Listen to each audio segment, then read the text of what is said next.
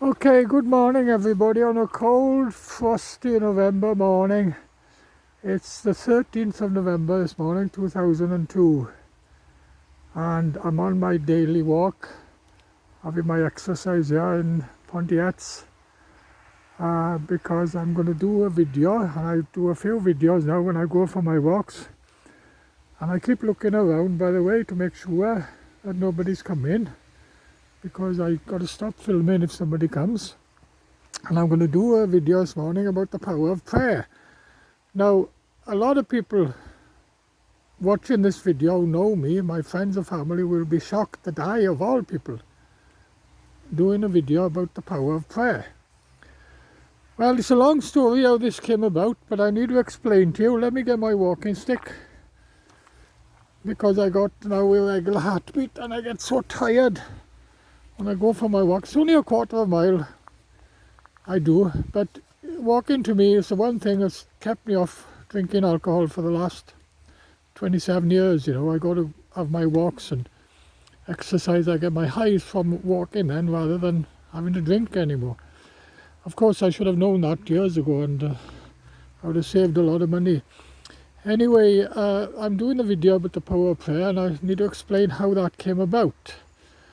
I got to go back now to when I was 33 years of age, 1983, after I split up with my first wife.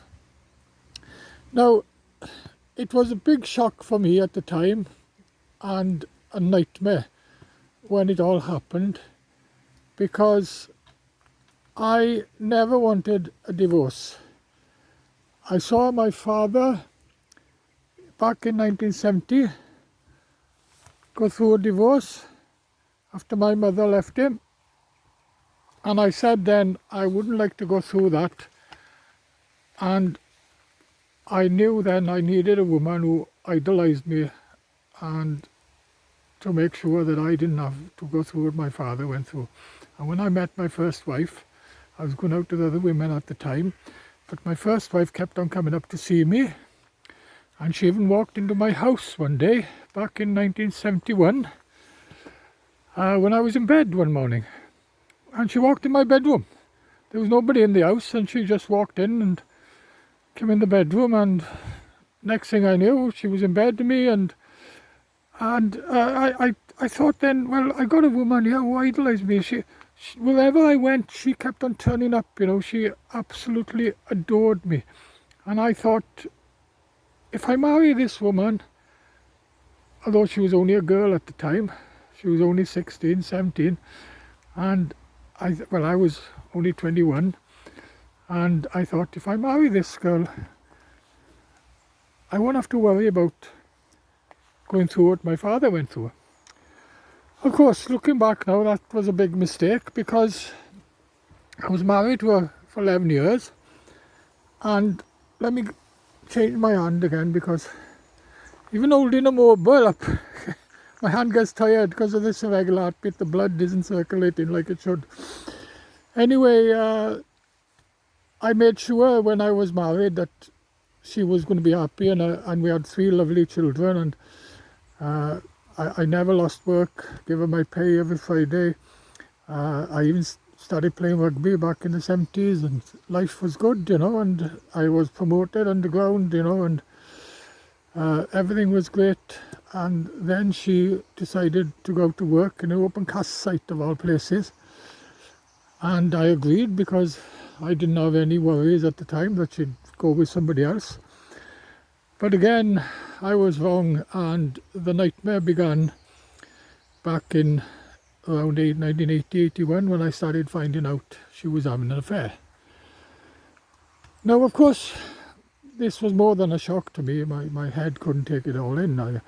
I thought, this can't be happening, you know. We had everything at the time, nice car, nice house, you know, and there was no need for her to go off with another man, and I was earning good money, but apparently this man she was going out with was earning a lot more money than me, and apparently she landed up with him, and she's, God almighty, the house she got now and everything, you know, because this is what she wanted, you see. This is what she wanted, because when I was single, you see, I had the biggest car in Pontiats, and I lived in a shop then. with my stepfather. And she thought I was loaded, but I had to sell the car to get married, and I remember her crying about that. And when she realised I wasn't that loaded. But when she started going out to this man having an affair, uh, I couldn't believe it. And when I tried to stop it, I turned around and told her that she was using the car, you see, to see this man. I told her that the car's got to go, and she said, "You'll go before the car." Well, all this was a nightmare to me, because little did I realise that she already had a solicitor. She had already planned to get me out of the house. She already, and she was a clever woman. She was a very clever woman. She was way ahead of me, and I was laid back thinking my marriage was right and everything would be okay. And I was caught on the hop. I was caught on the hop because I came home from work one day, and you got to excuse me, I keep on changing my hand because my hand's getting tired this morning. I'm a bit tired this morning. Anyway, and I came home from work one day and she had gone, taken the children and gone to live with her mother. And the next thing I knew, I had a letter through the post to turn up in court, an injunction to get me out of the house. And this I did. I didn't even have a solicitor, but I found one, and he was hopeless. He couldn't even remember my name. So we landed up in court, and I was standing there, and there she was, and her solicitor then saying the most horrible lies about me. I was shocked.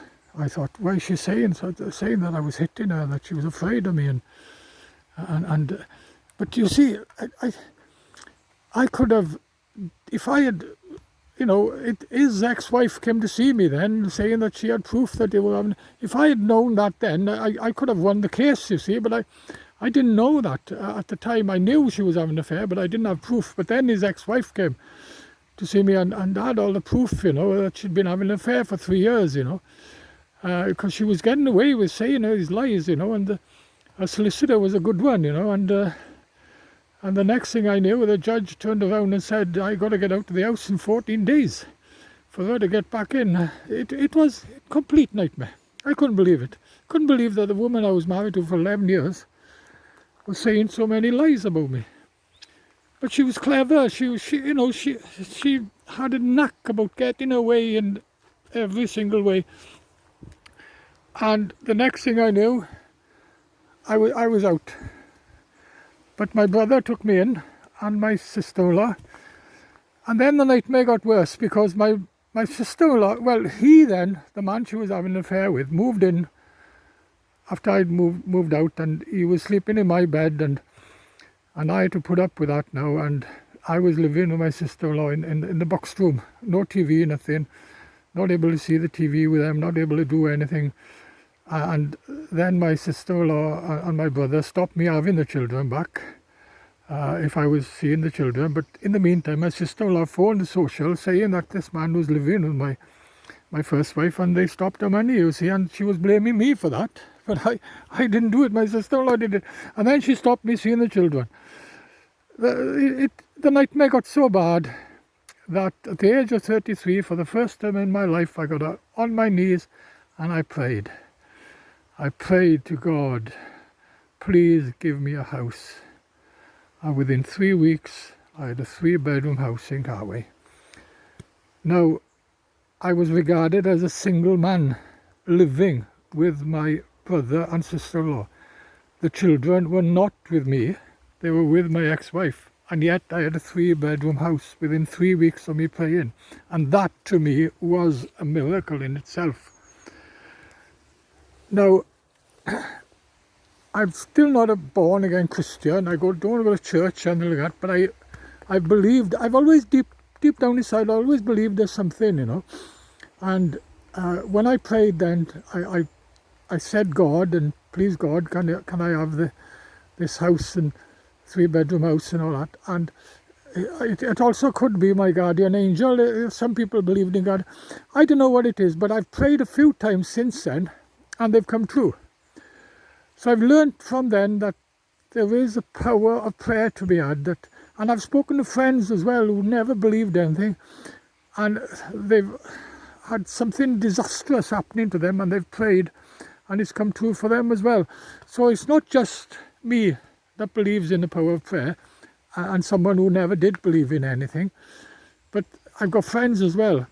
You know, I'm 71 now, and they're in their 70s and things, and they've told me, you know, situations they've got in. So I've started from then on believing in the power of prayer. But looking back, one of the biggest mistakes I did do was stopping my ex-wife having an affair. Better if I'd left her having an affair. Better if I said to her, okay, you carry on, like, you know, just let me have... Because she did then move out of the house, and the council took the house back. So I could have had that house anyway if I just let her having an affair. You know, but my two eldest, right, they're still not talking to me. They idolize my first wife, and they believe everything she says, and because of that they're not talking to me, but they would be shocked if they knew the truth and knew what I went through. Now it's hard to believe what I did next.